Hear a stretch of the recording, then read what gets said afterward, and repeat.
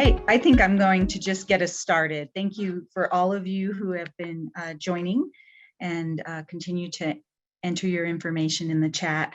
My name is Laura Lewis Marcino. I am the chair of the Economic Development Council of Colorado this year, and also the executive director of Region 9 Economic Development District in Southwest Colorado.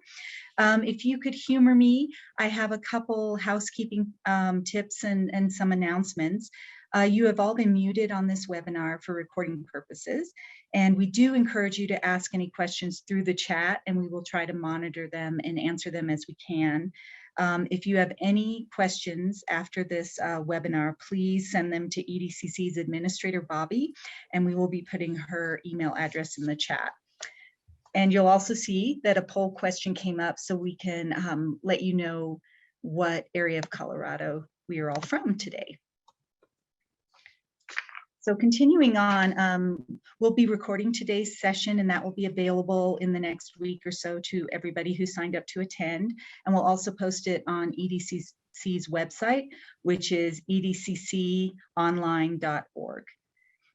For those of you who are new to us today, EDCC is a statewide industry association that supports economic development professionals across Colorado.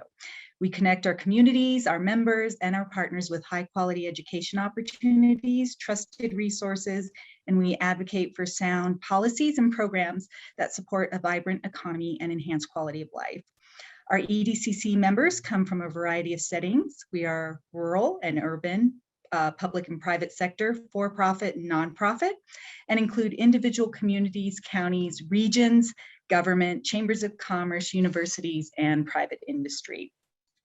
EDCC is building a virtual arsenal of information over the past year to keep our professionals updated on the latest trends, data, and case studies. You can access all this information by visiting edcconline.org, and we'll drop the link to this in the chat section as well. So like many of you, we've taken a hybrid approach to our programming in 2021. We're continuing the success of our Drive, Lead, Succeed virtual series and offering 3 virtual events. These events tackle some of our most difficult issues that we have and have resulted in some powerful thought leadership papers for our professionals to be able to start conversations in their local communities. Our Knowledge Network series is new this year. This series is hyper-focused on our profession and the professional development of all of us. Typically, it's offered as a member-only series, but today, due to the nature of the content, we've opened it up to all of you, EDCC member or not, so that we can spread this information far and wide. I encourage all of you that are on our video webinar today to please consider joining us at the EDCC Annual Drive, Lead, Succeed Conference. We will be in person October 20th through the 22nd in Steamboat Springs. And we hope that you will think about attending or even sponsoring some of our events, as it definitely takes an army of volunteers to get this off the ground. And we feel there'll be a great opportunity for us to actually be in person, which hasn't happened in the last couple of years. As a sponsor, you can be recognized through a variety of platforms, our website, video recordings, links, position papers, in-person meetings, and more. So more information about this year's programming, sponsorship opportunities are also available on our website. So let's move on to today's programming. Thank you for your patience. We learned, excuse me, we learned a lot last year about the power of collaboration and connectivity. And EDCC really wants to foster professional networks that we're so proud of here in Colorado. And we have a true treasure trove of leaders in our community of economic development that have learned the tricks of the trade, the best practices, and possibly have learned from mistakes. So we hope to share all that knowledge with you today. The credit today also goes to our EDCC Professional Development Committee for coordinating today's session and the whole series. They're an amazing group of professionals with great energy and leadership, which is led by Adam Kruger with the City of Thornton and also Stephanie Trawler with the City of Westminster.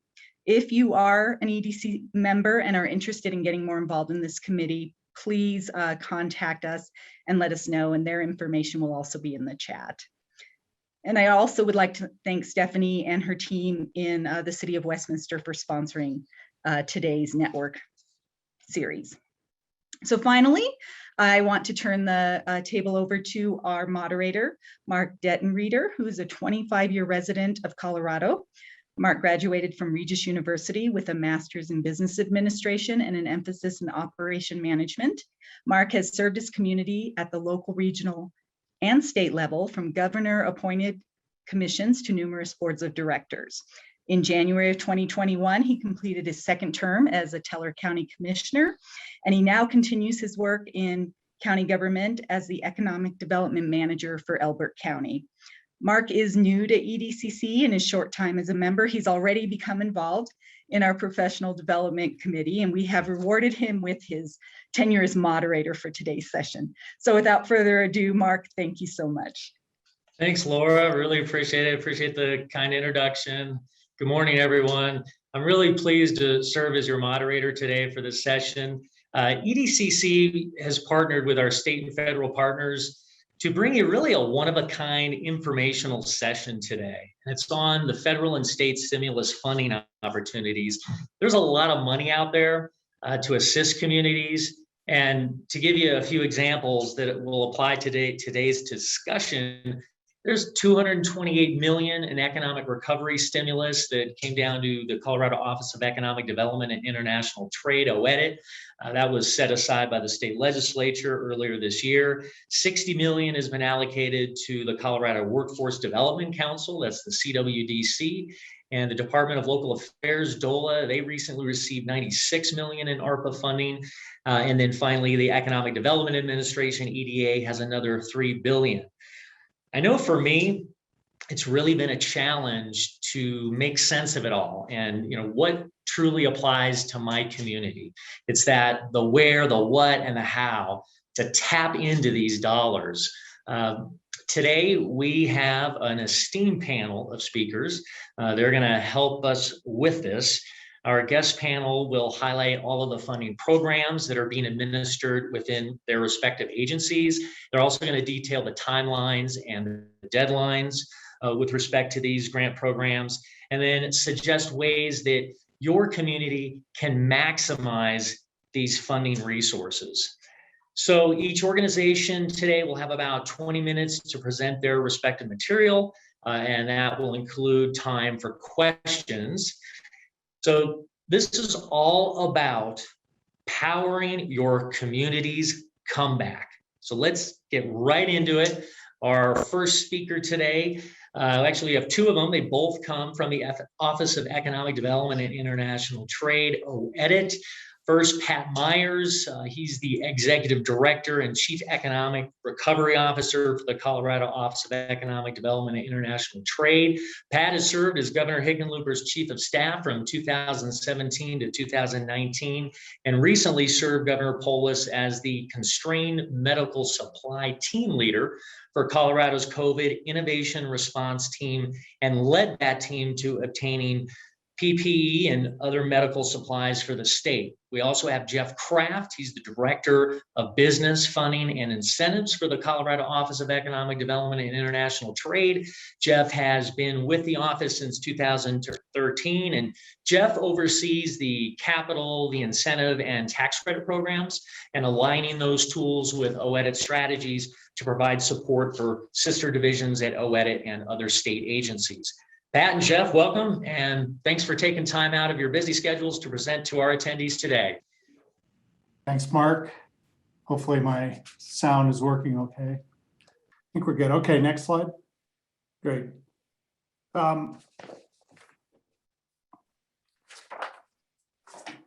Missed one slide, but let's start here. So as you all probably know, in March of last year, or in March, actually, yeah, 2020, the American Rescue Plan Act was signed into law, and that was a $1.9 trillion stimulus and recovery act that allocated right around $27 billion to Colorado, and you can see from the from the chart on the right, that a lot of it was direct aid. So into your local communities, in many cases, K through 12, childcare, housing, business relief, and then there were direct benefits to individuals, the $1,400 stimulus checks and the $300 per month child tax credit. The remainder was about $3.7 to $3.8 billion to the state of Colorado and about $2 billion to municipalities, locals, cities, non-entitlements, et cetera. Next slide. So of the $3.8 billion that was allocated to the state, the governor and members of leadership of the legislature did a listening tour. I think many of you were probably involved with that. It was 19 different tours, and the information gathered out of those tours led to basically three important buckets of specific desires within the state: affordable housing, mental and behavioral health, and workforce development, plus a third that was just economic economic recovery and relief. And in addition, there was a decision to fortify the state budget, maintain fiscal integrity, and also reserve some money for ongoing public health response. So those that 3.8 billion was divided almost equally into these buckets. So 1.3 billion for fiscal integrity and budget stabilization, 1.3 billion for what we call transformational change, which is affordable housing, mental and behavioral health, and workforce, and 1.2 billion for recovery, which included both infrastructure, parks, economic recovery, and relief. Next slide.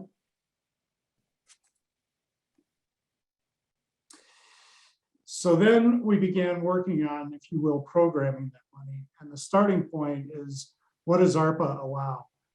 ARPA, the top boxes up there are not Treasury guidance. Those are kind of how we are scoring various proposals that came up. Are they one-time spending because this is one-time funds? Does it spend out quickly because we need to spend it out quickly? Does it provide economic stimulus, and does it provide relief to address a gap? Then the bullets below are Treasury guidelines. And what you'll see coming out of those is that the bottom three are pretty specific. The top one is the one that's pretty general, to respond to the public health emergency or its negative economic impacts. This guidance is a little vague, to be honest. It basically says, and I'm paraphrasing, but I'm not paraphrasing too much. It basically says to fall within this category, that an item had to have been affected by COVID, and we prefer that you use the money to address items that were more affected rather than less affected. Like I said, I'm paraphrasing, but that's kind of what the guidance has been so far. And so, since I think most of us would agree that just about everything was affected by COVID, I think Treasury would say, yeah, but you can't use ARPA dollars for everything. So this is the category that is taking probably the most amount of work to figure out whether a proposal is an authorized use of ARPA or not. And then finally, the funds must be obligated before the end of 2024. Treasury guidance essentially says obligated means really obligated. So you can't, at least as of today, the guidance is you can't say we're going to obligate this much money for housing, but we haven't decided how we're spending it yet. You have to actually have the money under contract to spend by the end of 24, and then it has to be spent by the end of 26. Next slide.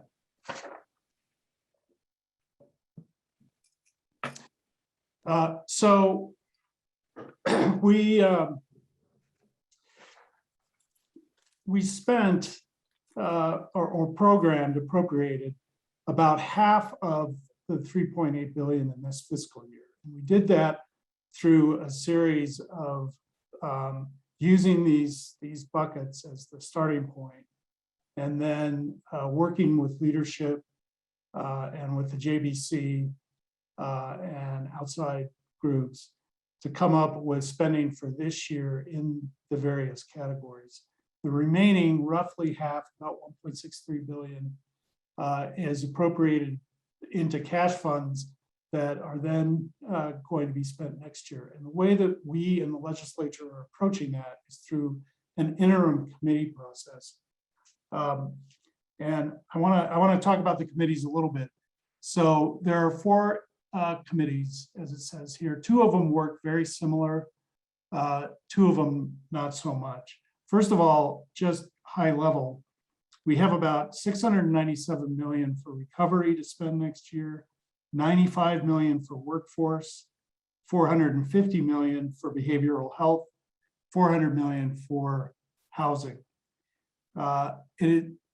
As not an aside, but an important point from the governor's view is that all of these funds should be matched. We should be looking for opportunity to match and have as big long-term changes as we possibly can through the use of this one-time, very large amount of spending. The behavioral health and workforce development committees, the committee members were picked by executive action of the leadership. It involves both legislators and people appointed appointed by the governor's office. Underneath those committees are subpanels. And subpanels, you can think of subpanels as subject matter experts. They are groups of outside, mostly stakeholders, people, professionals who have in-depth knowledge of either behavioral health or workforce, or affordable housing. Those subpanels will be meeting starting in September.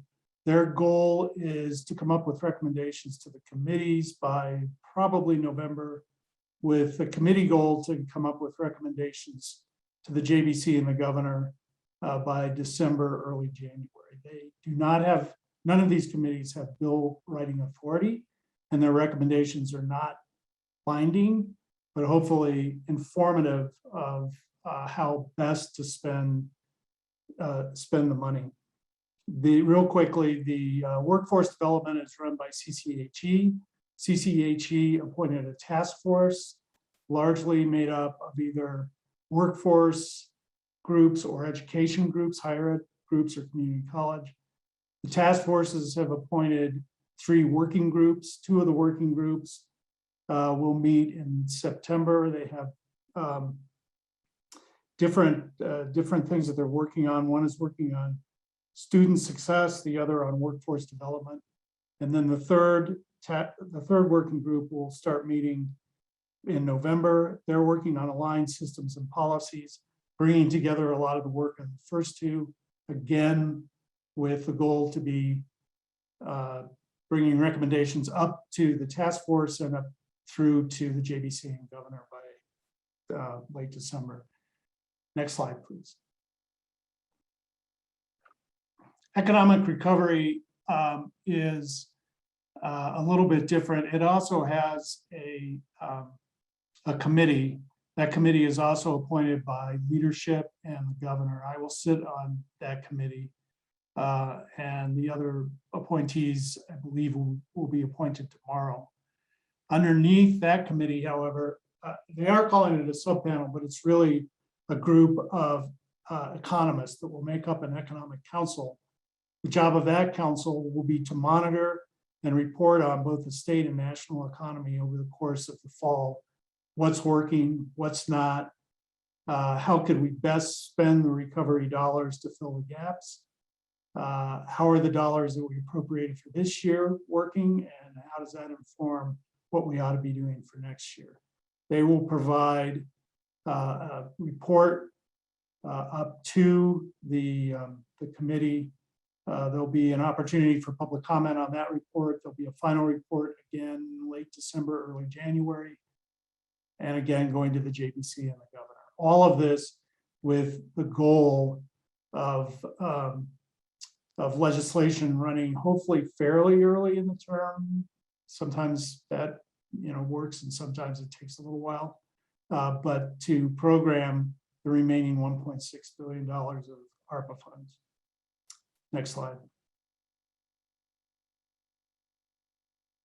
So in addition to that, Colorado, before Congress did anything, Colorado took revenue and allocated $823 million in state stimulus.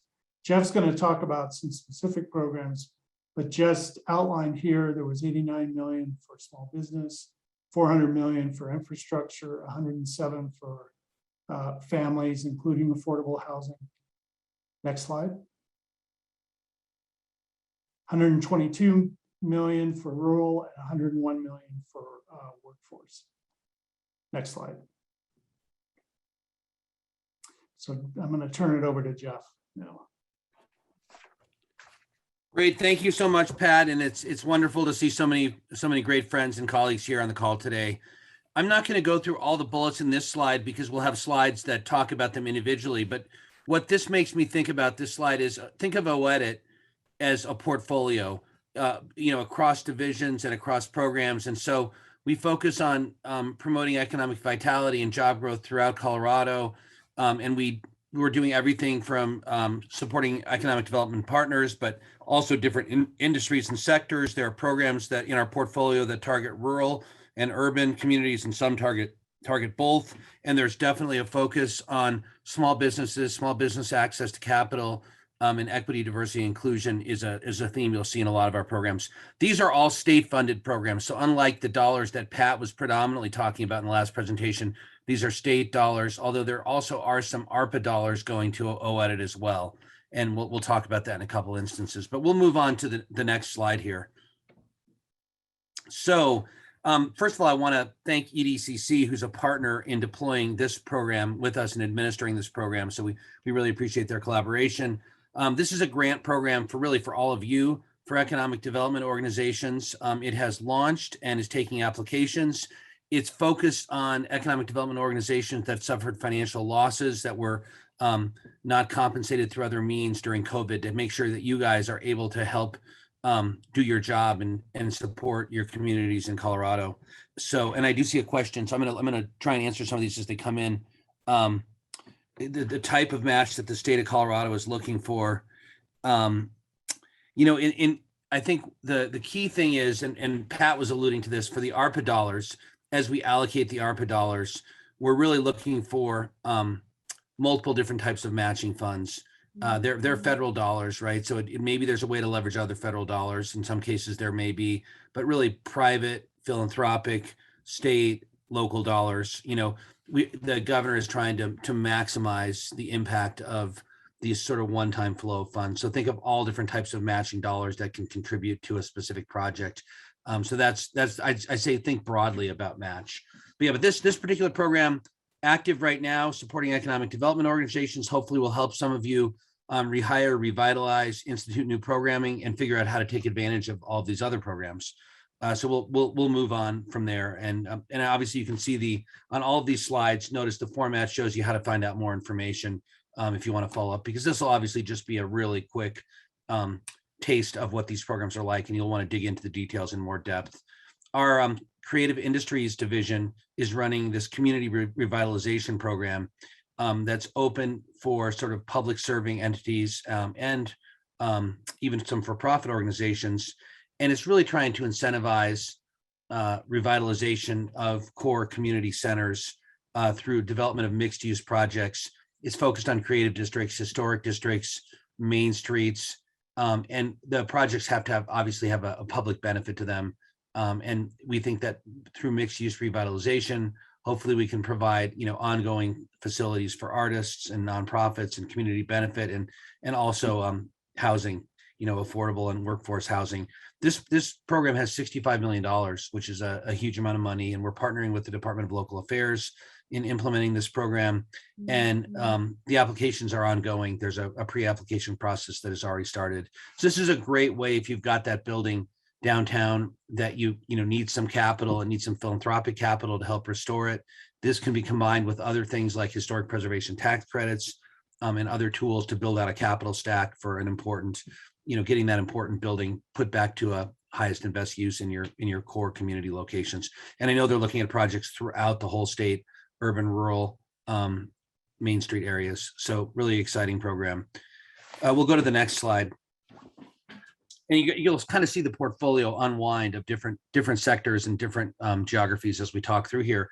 This program, there's a couple of different programs built into this. There's additional funding for film incentives in our film division. And then there's also ongoing relief grants for artists and art organizations and art businesses. We know a lot of creative businesses were hurt really hard. A lot of creative businesses rely on in-person foot traffic and visitation and tickets and things like that. And so this extends our ability to give relief grants for artists and art organizations and hopefully help them get back up and running and adopt to change circumstances in our new world. But this is administered through the Creative Industries Division, as the previous program was, and through the Film Office and Film Commission. And so the Film Commission will be incentivizing film activities all over Colorado, including rural Colorado, through this relief program. We'll go to the next slide. Okay, this is a tourism-related incentive, building out our portfolio. This is run by the Colorado Tourism Office, and it's targeting meeting and event planners, hosts, and sponsors. It gives a cash rebate versus certain costs of hosting meetings in Colorado that take place sort of in a window of this fiscal year. I will tell you, it's pretty broad, the types of events that can qualify, but the important thing is they do have to drive out-of-state visitation and overnight hotel stays. So that in some cases, maybe even a large wedding might qualify for this, but it's got to drive out-of-state visitation and hotel stays. And so that's a really important thing to envision. Yeah, so this is a great program, and they are taking applications today as well. So hopefully this can, where some of our event venues, need help filling up, this can be a tool to attract some of those footloose events that could happen in multiple places. We'll go to the next slide, please. All right, one of our rural programs, and there's a range of programs in here that support rural, and almost everything we've seen has a rural dimension to it so far, but this is specifically focused on rural. The Rural Jumpstart program, as many of you remember, targets economically distressed rural areas. It gives broad state and local tax relief for businesses that begin operations in Colorado and don't compete with other businesses in adjacent rural distressed communities. That's the program today, is it gives that tax relief. The new program that we have just launched, businesses that are Rural Jumpstart businesses are also eligible for grants. And the grants get larger if you're in a tier 1 just transition community. I know I saw Wade Buchanan's on the call here today. He's works with the Colorado Department of Labor and Employment. He's the executive director of the Just Transition Office.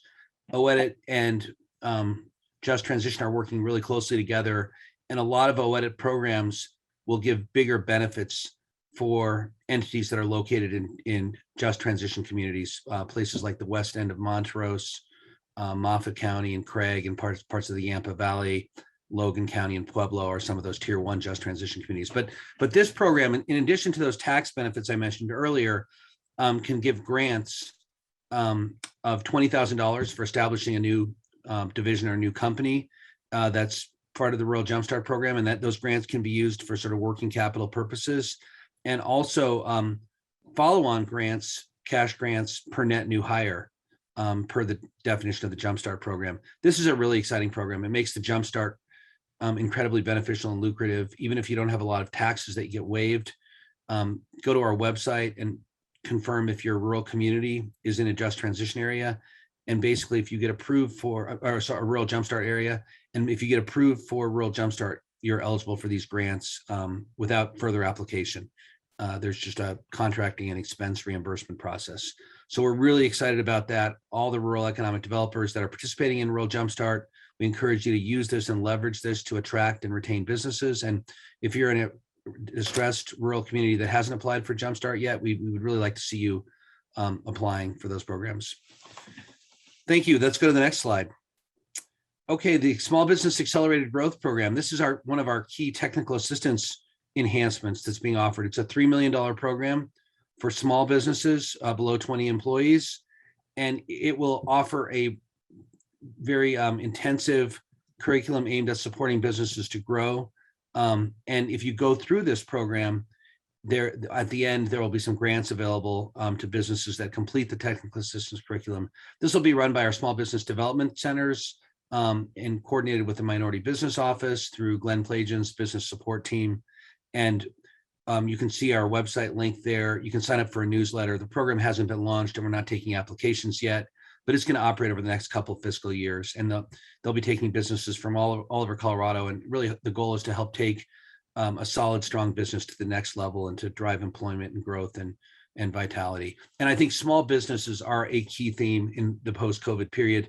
As Pat showed you in his earlier slides, they are an explicit area that ARPA is target after, is supporting small businesses that were hurt by COVID. So this is one of our core small business programs. All right, next slide. So in that vein, we're really excited about the Colorado Startup Loan Fund. There is going to be $40 million of capital. $30 million of it is state capital. $10 million is ARPA funds. We are going to do an RFP at OEDIT for nonprofit lenders to get these funds. And these funds will predominantly be used for lending capital that's designed to be evergreen. So it basically, think of them as a grant from OEDIT to a nonprofit lender. So the nonprofit lenders around the state, whether they be regional loan funds or CDFIs or other types of nonprofit lenders, can give loans for new businesses to start up or restructure their operations. There could be small businesses that went bankrupt due to COVID, due to no fault of their own, but they really are able to restart and restructure, and they've got a good ability to do that. They could be eligible for these loans. We're also going to be giving grants with the first round of loans that go along with the loans to the small businesses. And there is funds for the nonprofit lenders to do outreach and some technical assistance as well that'll be built into this program. And we're going to be doing an RFP. We're hiring a program manager, and we're going to be doing an RFP later this year. And one thing I'd point out about this program, it will be partnered with the previous program that you saw earlier, the Accelerator Growth Program. So some of those graduates will be eligible for grants and loans here. We will be reserving some of these loans for businesses in just transition areas, the coal impacted communities, to help new business starts in those communities. And this program definitely will have a strong EDI lens on it. We're going to really focus on making sure that we serve a diverse group of Coloradans, particularly people in underserved communities, communities of color, rural communities, veterans, and others that have had challenges in getting access to capital. So a very broad, very inclusive program, and to have $40 million to deploy is a huge jolt that we've never had that before. And I do see a question coming up. Yes, Cliff Harold is asking, will these funds have below market interest? And our goal is to work with the nonprofit lenders to make sure that these programs generate enough revenue to make them attractive and for the nonprofit lenders, but yes, to drive below market interest rates as much as possible. So that is definitely part of this. This is basically free state capital, including some capital for outreach and operating support. And so we do want to make sure that people are getting low cost and really affordable loans. But there's definitely a balancing act when you work with the nonprofit lenders. They have to cover their operating costs as well, and they don't have large deposit bases and things like that, so they can't leverage as much as like a traditional financial institution. But yes, that's an important factor. And that RFP will be coming, think about later this fall. I'm just looking at another question. Will small business loans, I'm just going to pull this up real quick. Will small business loans made through this funding? Oh, no, sorry. I see the interest rate question came up a couple times, so I think we've answered that. But thank you guys for those questions. It's a really good point. And $40 million will really go a long way. It's a huge investment from the state. And I think it does fit the spirit of the governor's needs. It's transformational in that it'll be revolving. The bulk of these funds will recycle, year after year. So it's really powerful. All right, to the next slide. Energize Colorado Gap Fund. that was a fund that was launched at the beginning of COVID and gave grants to a series of underserved small business entities. The applications for that fund vastly exceeded its resources. And so this round, there's a series of loans that are available to businesses, but there's also some state funds that are providing $15 million so that we can go deeper within the applicant pool that applied previously for those businesses that still need support and assistance in getting back on their feet and getting some support from COVID. And this will give small and modest grants to some of those existing applicants from the GAP fund. So that's another important small business recovery tool that has an equity lens built into it. We'll go to the next slide. I think we're happy to answer any additional questions, but you can see we really do have a broad-based portfolio across sector, across geography, across business size, and we're really delighted that we'll be able to help businesses in all of our communities across Colorado. Well, thank you so much, Jeff and Pat. Really appreciate it. You did a fine job of presenting the stimulus funding opportunities coming out of OEDIT. We are a little pressed for time right now. I'd like to get us back on track a bit here. Therefore, we are going to move on to our next presenter, one of our great panelists today. We have from the Department of Local Affairs, we have Kate Guibert, the Rural Prosperity Manager from DOLA, and Kate provides support, resources, and capacity to rural communities looking to build economic resilience to change and disruptions. Prior to her role here at the state, Kate worked as the Resilience Program Manager for the City of Boulder, where she implemented strategies to empower the city to be adaptive and nimble to change. So, Kate, welcome and good morning, and it's all yours. Thanks, Mark. You pronounced my name beautifully. That French last name tends to get people. I had a little help right. ahead of time. Oh, good. Thanks, everyone. Yep, as Mark mentioned, I'm Kate Guibert. I am your spirit guide this morning for the resources coming out of the Department of Local Affairs. I'm also hailing at you from Crested Butte, Colorado, so out on the West Slope. Next slide, please. I really appreciate Pat and Jeff because they really laid the ground for kind of what the stimulus funds look like in a broad picture. So I'm not going to dig too far into this slide, but what I do want to say is that there's a really amazing opportunity in front of all of us. And I know it can feel a little bit overwhelming, but that opportunity really is to think about kind of generational differences. And I actually like to think that we have an opportunity to think really 7 generations ahead, because this is a lot of money, and the money creates the opportunity for us to make investments today that might help us in the future going forward. So a lot of the resources I'm going to talk about today are really geared towards local governments, and we have a fantastic resource at the Department of Local Affairs for local governments, which is our regional managers. We'll talk more about them, but they are really gurus to help guide through some of the stimulus funding. So again, if there's questions that you're left off with after we're done this presentation, they're really helpful in helping you strategize into how you can kind of stitch some of this funding together to help you realize some of your goals. So next slide.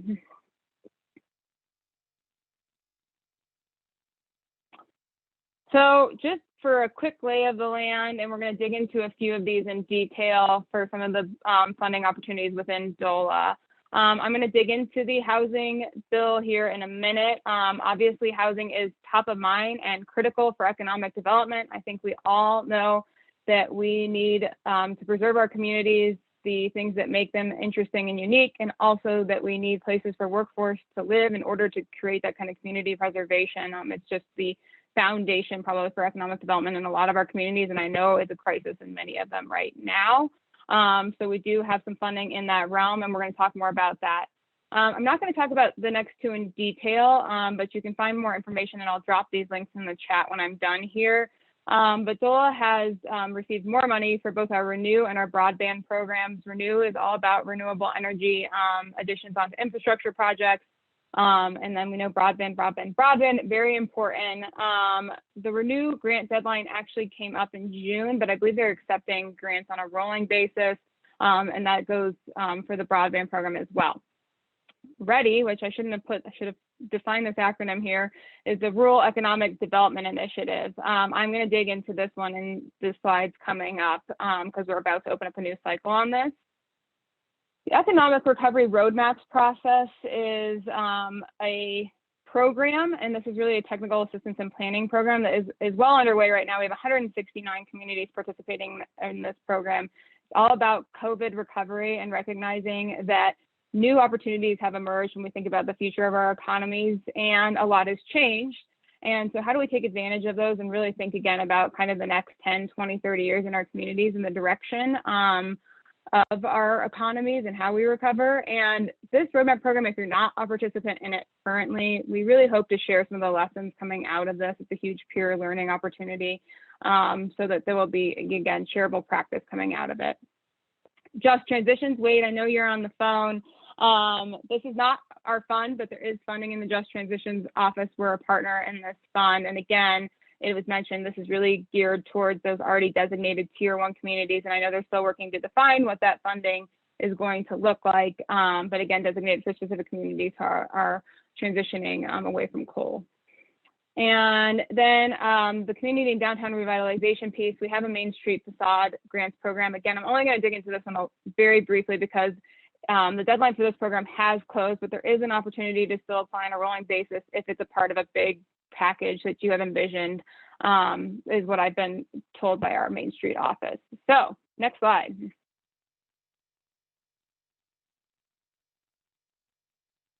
All right, so the Rural Economic Development Initiative Grant Fund, otherwise known as READY. This fund did receive $5 million in stimulus funds. It's an already existing program. Traditionally, it's only been $780,000. So this year we have $5.7 million in this program. We've already ran one cycle.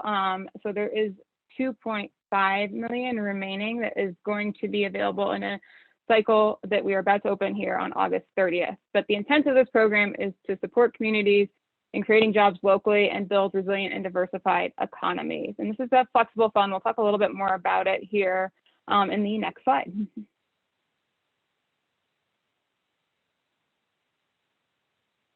All right, so here are the brass tacks on the READY grant program.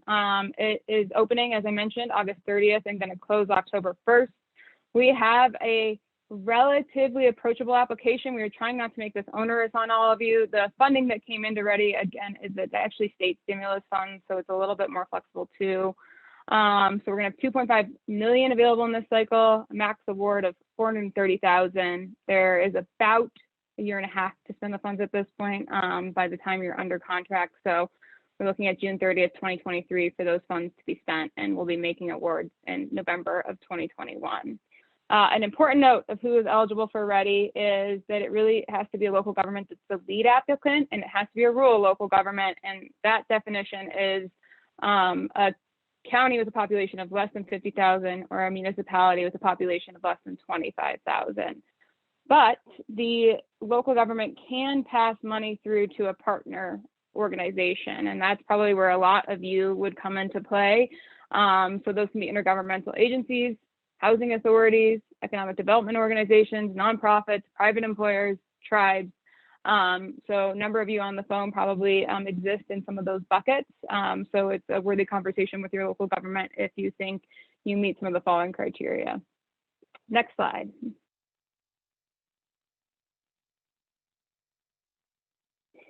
So what is READY really geared towards? There are two things that READY has to do. It has to either help create jobs, or it has to build economic resilience and diversification. And that's a little bit of the broader and more flexible bucket. But when we're talking about jobs, some of what READY can do is really think about building jobs in the long term. So what kind of investments do you need to make in your communities and your infrastructure in order to really attract industries, attract different jobs? We fund placemaking projects that might make a downtown corridor more attractive for businesses to locate to. We fund entrepreneurial programs.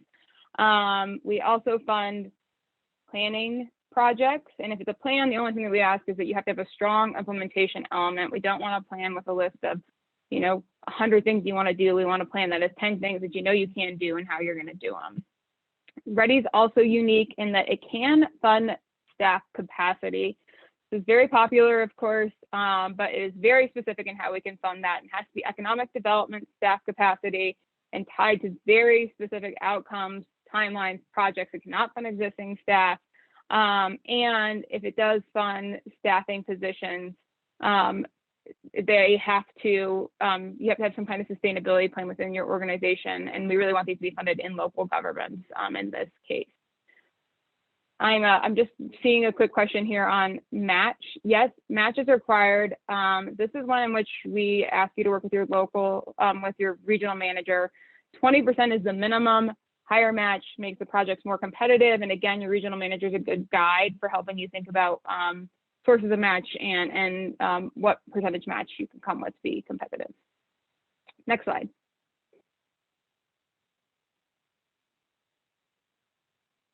All right, just continuing on eligible types of projects. Again, economic resilience and diversification is a part of this grant. And we really think about economic resilience as the ability of the community's economy to withstand disruption and thrive in the face of change. We're all pretty familiar with disruption at this point. So in COVID recovery, this is of course a pretty easy one to think about.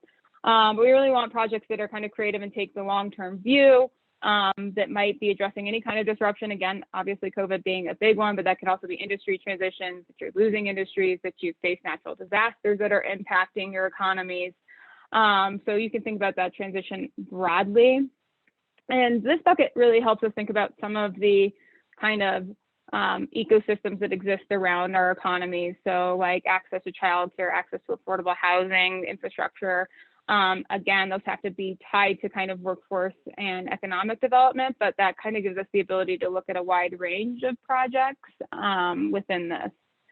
And then supports entrepreneurial ecosystems is another type of eligible project. So we can look at accelerators and incubators, co-working spaces, maker spaces, communal kitchens, kind of all fall under this bucket. Next slide.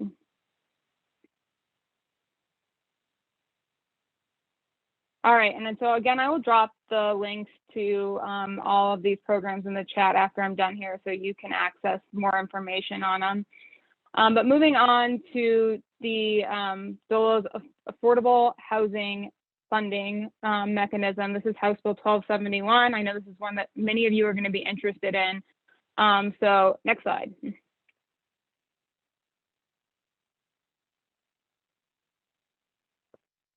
All right, so this grant program is going to be housed in our community development office.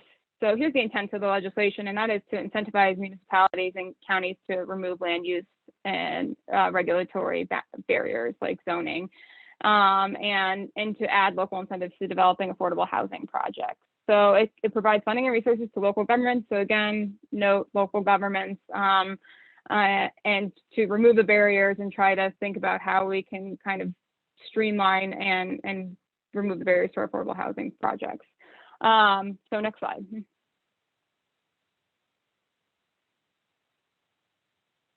So this bill created 3 programs. I just want you to note this part at the bottom here, which is that some of the guidelines are still being developed around these programs, and for all programs will be posted by September 1st, and that the funds need to be spent by June 30th, 2024. We're going to talk about each of these in a little bit of detail.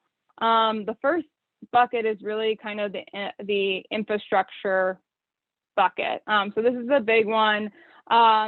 In order to qualify for this bucket, you need to adopt 3 qualifying strategies. I'll share what a couple of qualifying strategies are.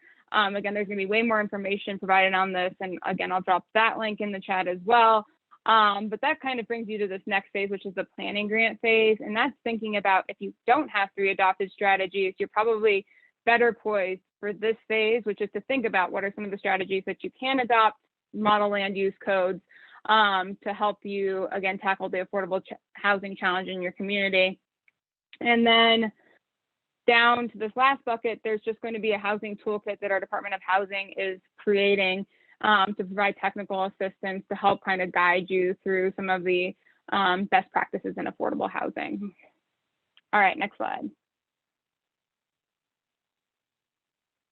So the housing development incentives program. Again, the important part of this is that you will need to have adopted, so this is a little bit backwards, you will need to have adopted 3 of the kind of planning code strategies. We have a big drop down menu, again, that'll all be shared to you. Some of this is still in the works, in order to then apply for this, which is really a gap fund for housing development and to support affordable housing implementation. So this is the infrastructure, tap fees, neighborhood or site amenities, other investment, land acquisition programs.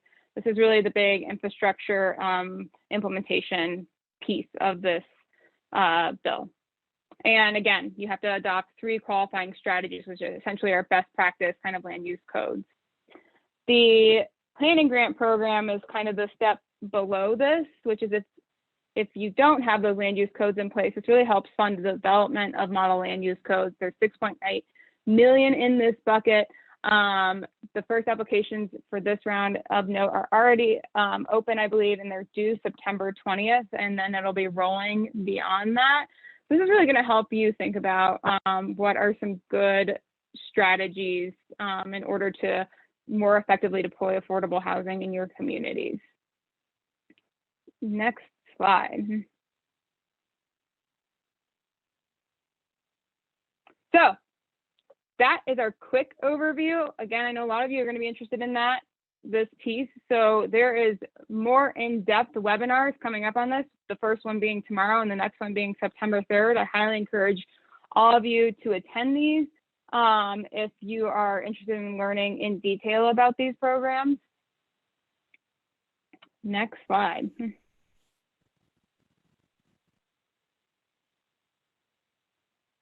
I'm going to cover this one really quickly. I mentioned the Main Street Open for Business program. Unfortunately, the deadline for this program has already passed, so we don't need to spend a lot of time on it. The reason I'm going to very quickly cover it is that there is a rolling grant opportunity if you have a facade improvement program project that is a part of a much bigger vision for your community. There is still an opportunity for you to apply on a rolling basis to this grant and be taken into consideration. And again, that you would want to talk to the program manager on this. Gail Langley will have our contact information. So next slide.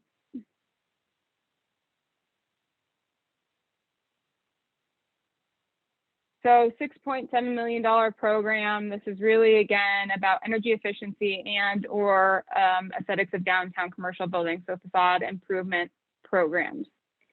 Next slide.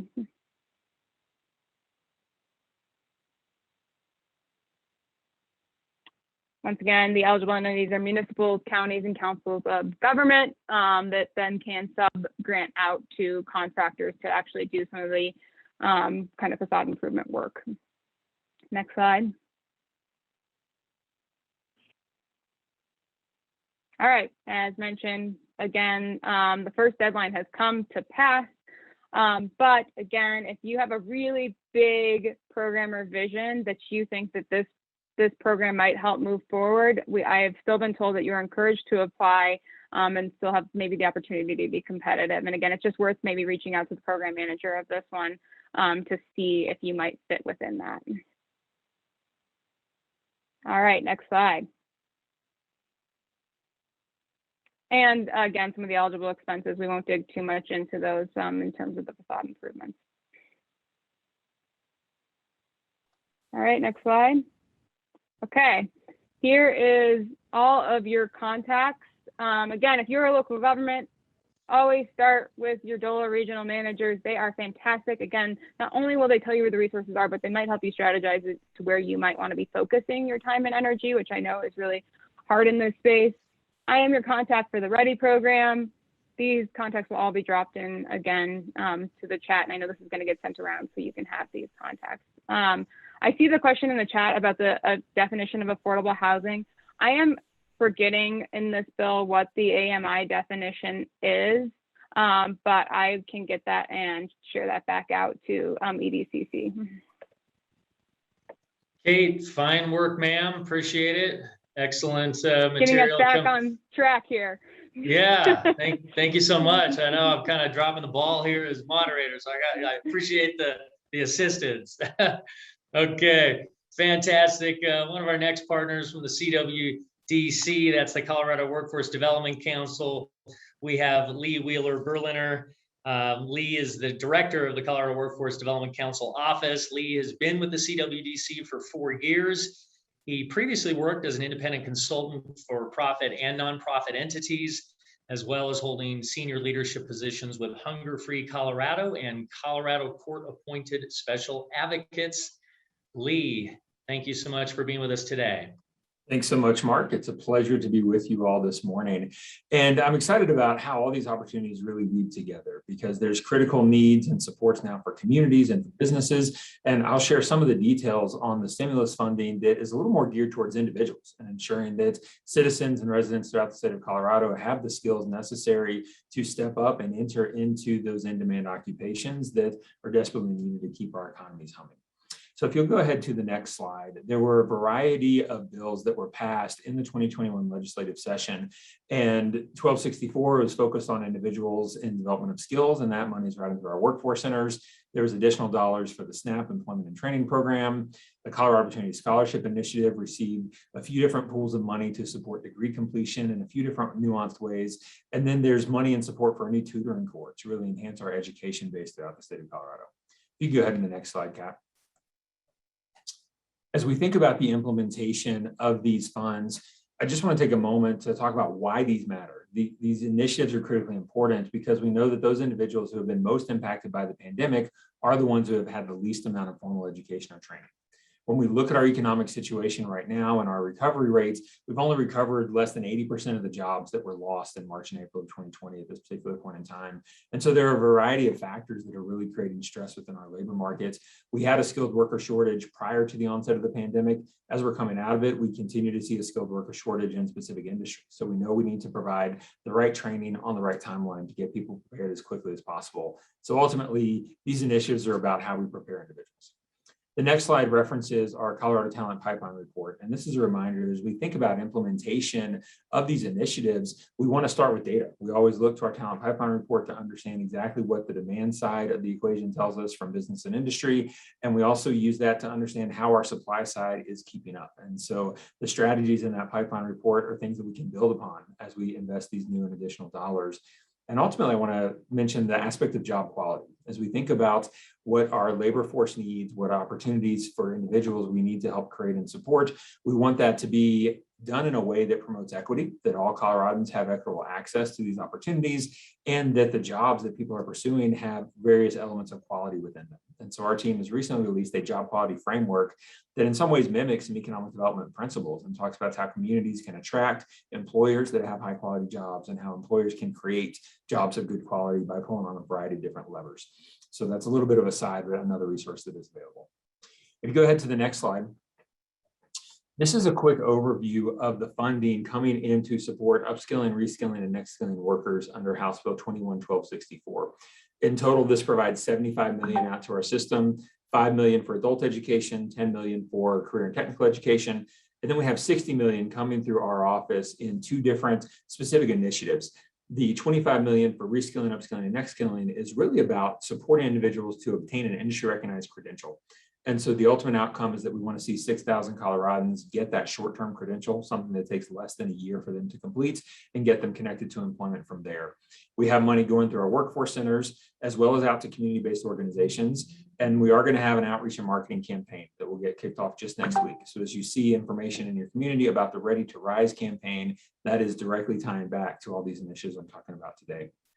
The other component is $35 million for the Workforce Innovation Act. And this is providing money both through our local workforce boards and for some statewide initiatives that the State Council will be identifying at the end of September. So there'll be more to come on these funds. Ultimately, it's about how we ensure those individuals are ready for the jobs being created in the communities. The next slide gives a quick glimpse of the timeline. We already have that grant applications are open right now for community-based organizations to apply for some of these funds, and that is open through September 10th. So if there's nonprofits or other entities in your communities that may be interested in that, refer them to our website, and there's still time to apply. We will see our local workforce areas competing out some of these dollars beginning in October and for some of them in November. So that's another opportunity for other organizations to apply for funds and get that directly to support individuals in those communities. Over the next slides, I've got some highlights of exactly how each of these bills work. I do want to mention that we are doing that collaborative outreach campaign. So beginning next week, you'll start to see messaging. So ultimately, we can drive individuals into these programs. If you go to the next slide, I think I mostly already covered this. 1264 is about upskilling workers. So individuals who were impacted in some way by the pandemic, either loss of job or education was halted, and coming through our local workforce centers and CBOs, people can get access for short-term training that leads to an industry recognized credential. On the next slide, it references just a few other details with adult education. So for individuals who are in need of high school equivalency or English language learning, there is an additional $5 million that is coming to the Department of Education to fund those community-based adult education providers. Go ahead to the next slide. This $6 million was coming through House Bill 1270 to support the SNAP Employment and Training Program. And what's unique about this is that the Supplemental Nutrition Assistance Program has a drawdown mechanism where they can fund third-party partners who sit alongside county human services organizations, and that can allow for more federal dollars to be brought into our states. And so there's $6 million that can be deployed to a nonprofit in your county that wants to support employment and training specifically for SNAP recipients. So that program has been utilized with great effect in other states. Colorado is excited about this additional investment as well to support that segment of our population. The next slide takes us into our education grants. So Senate Bill 232 and House Bill 1330 both provide additional funding for the Colorado Opportunity Scholarship Initiative. This is where individuals can obtain funds for longer term training. So if someone wants to complete an associate's degree, complete a bachelor's degree, if you're looking for training that takes longer than a year to complete, then the Opportunity Scholarship Initiative is the resource available with this additional infusion of funds. These dollars will primarily route through your institutions of higher education. So as you think about how your communities can access these dollars, I encourage you to visit the COSI website and see how your institutions can apply to ensure they have these funds available then to award scholarships to individuals. The next slide references 1330. This provides, again, some additional funds for the Colorado Opportunity Scholarship Initiative, and it really did a lot of interesting things to ensure that our citizens can complete degrees, and there's extra incentives to target individuals who have some college credit and no degree. Individuals who may have started a program or did not enroll, but they finished high school recently, but took a gap year because of the pandemic. That's who these resources are specifically for. So ultimately, there's a lot of these dollars routing through our education institutions again, and we're excited to see how this can help adults with some college credit but no degree get back engaged in education and ultimately get that degree finished, which can make them more marketable in the economy and in the workforce. Go to the next slide, please. The Tutoring Corps is a new initiative coming out through Serve Colorado, housed within the Lieutenant Governor's office. We know that our education system has experienced a lot of different effects from the pandemic. I have heard that as many as 40% of employees in education systems have either left or considered leaving or taken some time away. And so that's on top of the existing teacher shortage we knew we were facing in our state. And so the concept with this Tutoring Corps is that individuals can become AmeriCorps volunteers, or the 10-month or 11-month placements. They can receive a living stipend, get engaged in the education system, and get training to determine if they want to pursue additional careers in the education space. So it's a great opportunity to get more people infused into the critical needs we have within our education sector. Next slide, please.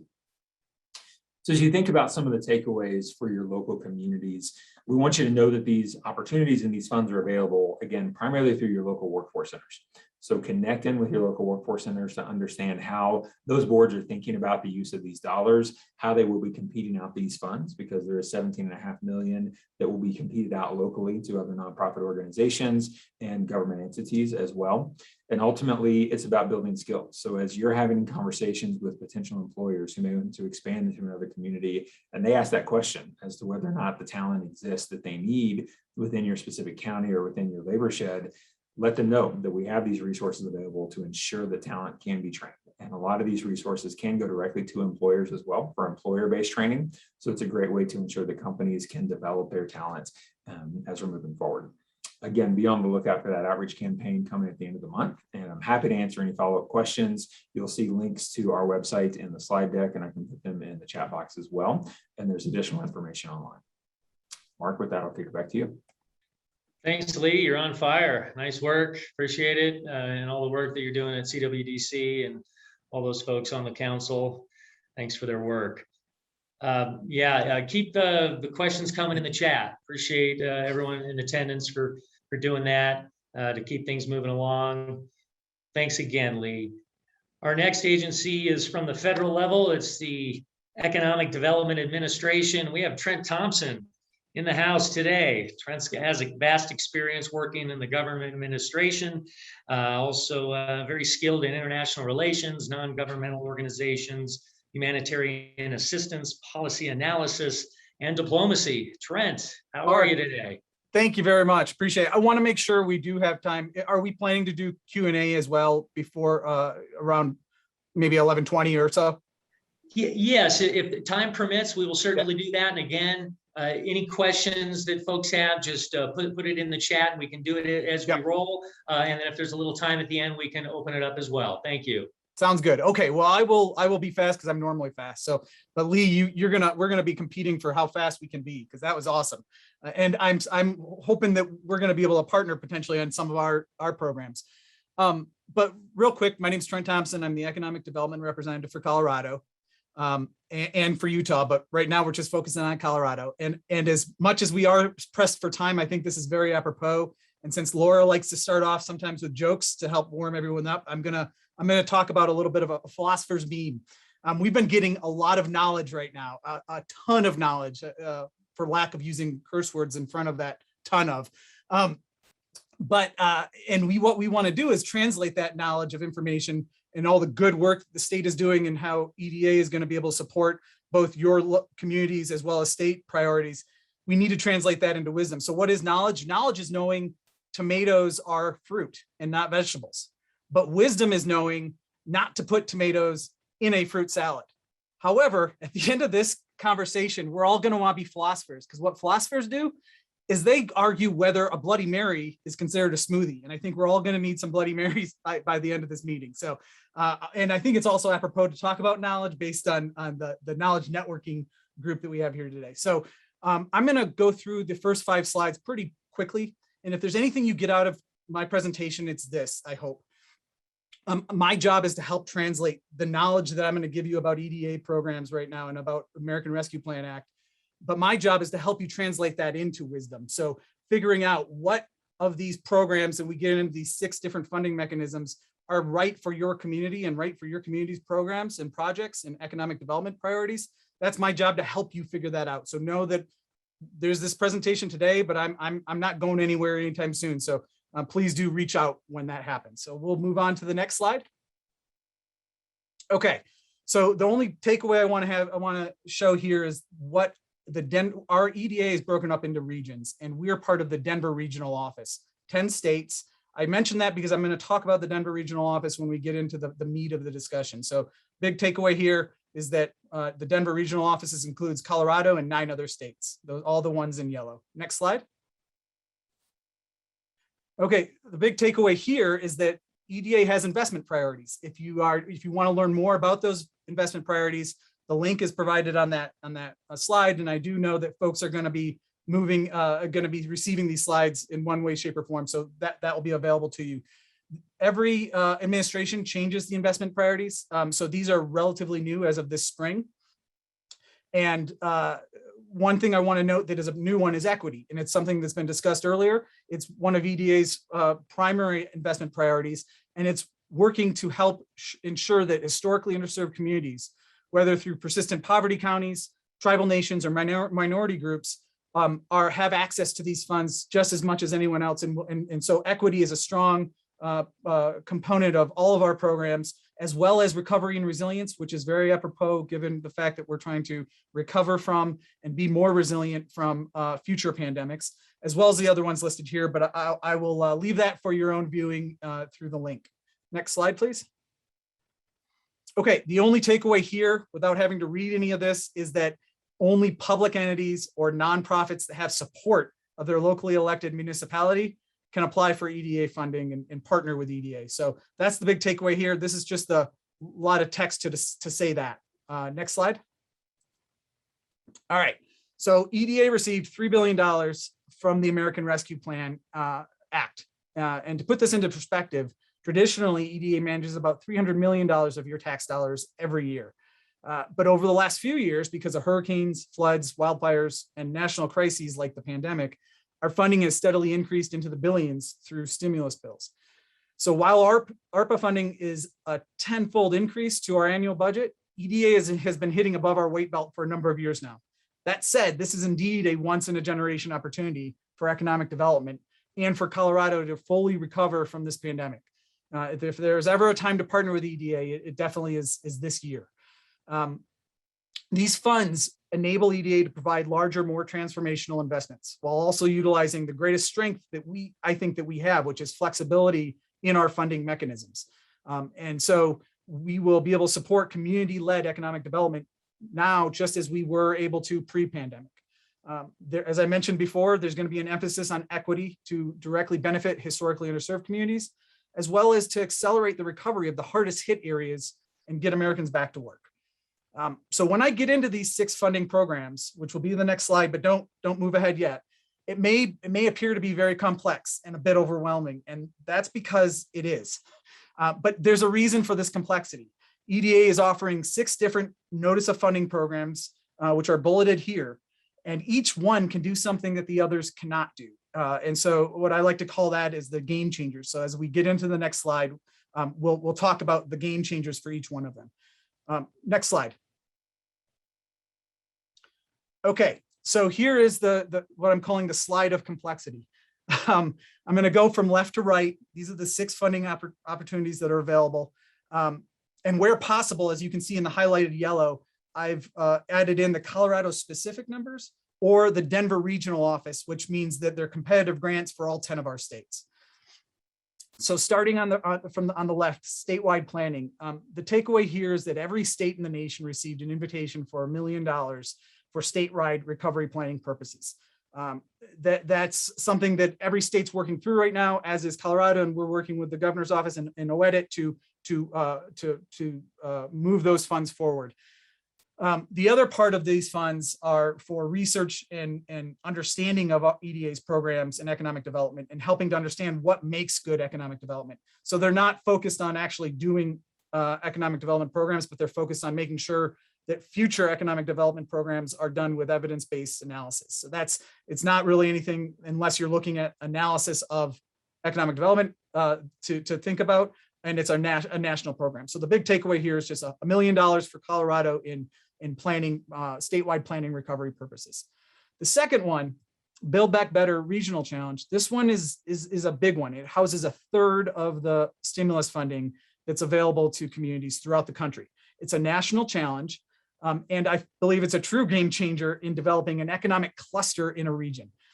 A Build Back Better application includes what basically 3 to 8 separate individual projects that are all within a particular region. And when I say region, think multiple counties for sure, but more so think multiple AOGs or economic development districts, or even multiple potentially states. But it's a region that supports one economic cluster. And there's an exception to that rule when it comes to coal communities because they're trying to diversify away from their economic cluster. And so there may be multiple clusters to support. But by and large, for a standard Build Back Better application, you're supporting one economic cluster. And when I say cluster, what do I mean by that? I mean, what maybe outdoor recreation, light manufacturing, or agrotech and food systems and adding value to the food systems, or biotech industries, or cybersecurity and IT industries. It depends on what the strengths are or what the cluster is that is ripe for support in that region.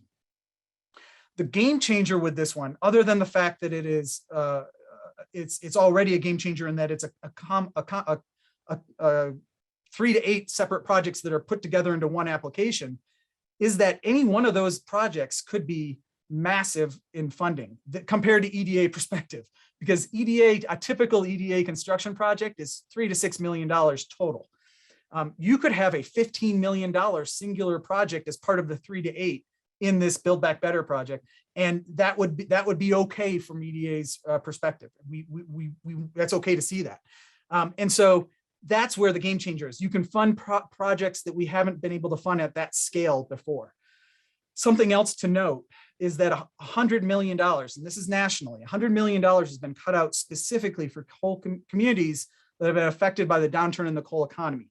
This means the only communities that can show job losses and an economic downturn from coal mine or coal power plant or other subsidiary businesses that have closed will have access to these funds. And that's important because we have a commitment to make sure that we're partnering with communities affected by the downturn in the coal economy. But let's play this out a little bit. Let's talk about what a Build Back Better application could look like. Let's say a region wants to focus on outdoor recreation, light manufacturing, economic cluster. Well, what could that look like? And I'm just using this just to put so people can frame in their heads what an example of this would look like. Well, it could include a massive broadband project that's maybe $12–15 million to connect Denver to the western slope to southwest Colorado and maybe into another state. It could be that could be one of the projects. It could be a industrial park that is in somewhere in the region that is going to bring in 3 or 4 different outdoor recreation companies that are going to do light manufacturing there.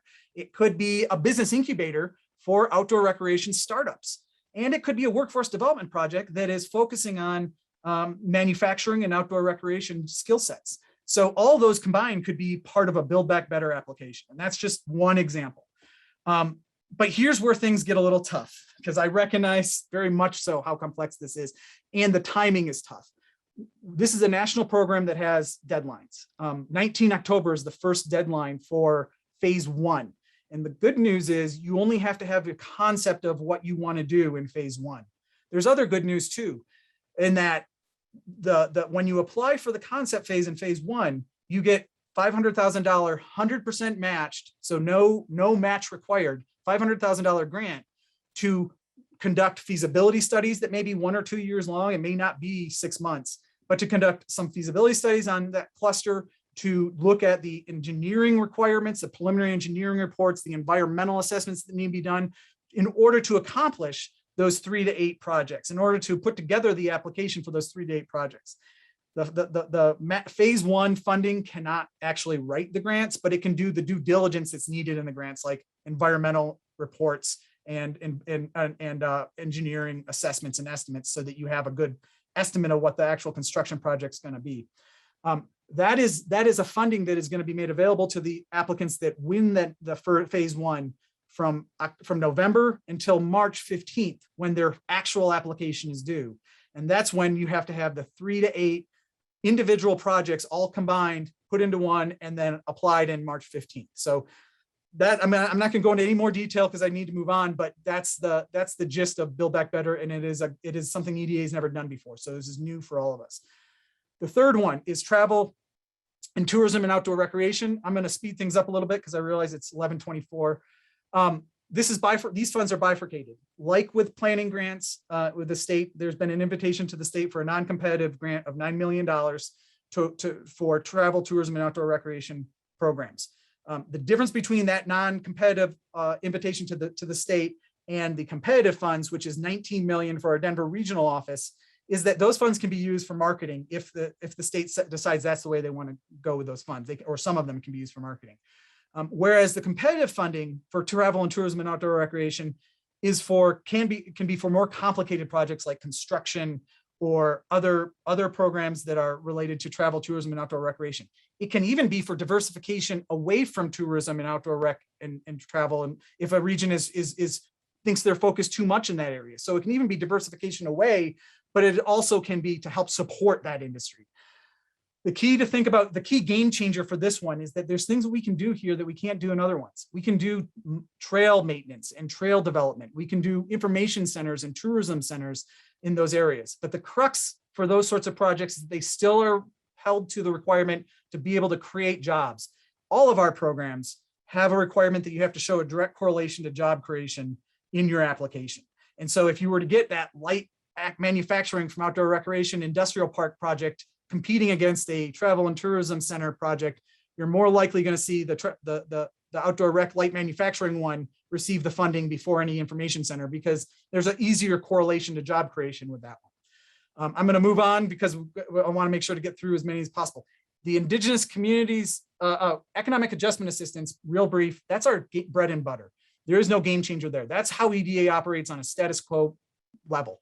Think of economic adjustment assistance as one of those 3 to 8 projects that's in a Build Back Better. It can be planning, it can be construction, it can be non-construction, a business incubator, workforce development project. And of note on economic adjustment assistance, 24 million of our 59 million in our region is set aside just for communities affected by the downturn in the coal economy. Indigenous communities. So these are for this notice of funding is only for communities that are in federally recognized tribal lands. The key takeaway here of the $11 million for our region is that the funds can be used for things that traditionally we haven't been able to do, like community health centers potentially, as well as community health centers, as well as pre-award costs. So that when I in Build Back Better, those pre-award costs are covered and they're built into the phase 1 process. But typically for any of these other ones, you have to pay for your own engineering reports. You have to pay for your own environmental reports for applying. Whereas with the Indigenous Communities program, we can retroactively pay for those if an award is granted. And finally, Good Jobs Challenge, that's a national one. That is a deadline of January 26th. This one is where we're helping to develop systems with workforce development. And the key game changer here, we can fund wraparound services like childcare or travel for participants in the programs themselves. Things that we can't typically fund with our other programs if the applicant is going to provide directly childcare services so that participants of the workforce development program can attend the training. That can be part of the cost associated with it. That's a national program. That's 500 million across the country. And it is meant to be regional in scope again. So larger swaths of land for that. So that in a nutshell are all of the funding opportunities. I'm happy to go through them more detail with anyone at any time. I'm going to go on to the next slide just to show this link as well, because each one of those has one-pagers, has webinars that have been recorded, has frequently asked questions, and other tools that you can look at our website through the eda.gov. And then finally, the last slide is to repeat what I said. My job, and Jamie Hackbarth, who had to jump off early, is to help translate all of this knowledge into wisdom so that we can all then celebrate as philosophers after the fact if you get an award. And with that, I will hand it back over to Mark. Thanks, Trent. You're certainly a great rep for EDA. Like the other panelists today, you're out and about sharing this information with the public. Thank you. Pat, Jeff, Kate, Lee, Trent, great work making sense of it all. These are certainly exciting opportunities for our communities across the state. So we sincerely appreciate your partnership with us here at EDCC and your collaboration to support local communities, both rural and urban. And thanks to all of you who listened in and participated today. I'll turn it back now to Laura to wrap it up. Thank you so much, Mark. And I apologize. I knew this was going to happen with so many great speakers that we would run out of time, but I want to reassure you that a link to the recording as well as all of the materials will be sent to all of you by email if you registered. And then we will also have it on the website. So just know that. And then the contact information, if you need contact information for any of our speakers, they can put it in the chat, or we can just email Bobby or Kim and we can follow up with you as well. Again, thank you to our Professional Development Committee, as well as all of our great speakers today. Our next virtual series will be on workforce and job quality in September, so keep your eyes open for that. And then finally, we have a little 5-minute survey. Well, I don't even think it's that long. 5-question survey that we're going to put in the chat and just to get your feedback today. Really appreciate that, and thank you so much. I will, I guess, put it out there if any of you want to stay on and ask a few questions. If any of the speakers can stay, no pressure. You know, I always want to just make a little time for that, but again, no pressure to anybody. So I will just put that out there and see. And I think you can unmute yourself if we need to at this point. Okay, I don't know if we can or can't, but you know, please contact us, put questions in chat. I'll kind of see where we're at. I have a question for Trent if he's still here. Yes. Yep. Okay, cool. My question is, I'm wanting to know how does EDA consider new ideas? In other words, how important is it to have the projects that are proposed in these EDA ARPA grants already in these local comprehensive economic development strategies? And then as a corollary to that, will EDA, as part of the statewide planning research network grants or Build Back Better Phase 1, help in updating these SEDS to help with the next phases or the other, I guess, NOFOs that are available for the EDA grants? They could, but let me, so that's a great question. I'm going to give you the earnest response, and then I'm also going to give you the realpolitik. And the realpolitik is SEDS are artfully drafted so that pretty much any new evolving priority that a community has can probably fit within it if the community has a SEDS in the first place. And I'm an adherent to Ike's phrase of plans are useless, but planning is priceless. It's all about the process for EDA. So from that perspective, we'll find a way. Last year, that was an issue with the CARES funding. We worked with OEDIT to ensure that we had what were called SEDS equivalent documents for the regions that didn't have SEDS. But that's also a challenge down the road. And that's something that maybe we should be thinking about is how can communities that don't currently have SEDS maybe think about that? But to answer your question directly, we'll find a way. Now, the earnest answer is also the process is everything. So that's what's important. And every year these SEDS get updated. So that's where the community, each of the districts have an opportunity to adjust to the new priorities within that year. And particularly this year, there's been a lot of changes. So we'll work with you and to find that right mix to be able to say, yep, this project fits within the community SEDS, or to do a stopgap measure and get a SEDS equivalent approved, which we already did for Colorado. So when it comes time for that issue with any community that doesn't have a SEDS, we because of the good work working with OEDIT, we were able to get that SEDS equivalent approved for those parts of the state. Great. Any other questions? Okay, I want to be respectful of your time as well. So please stay tuned for the recording and all of the presentation materials. And thank you again, and enjoy the rest of your day.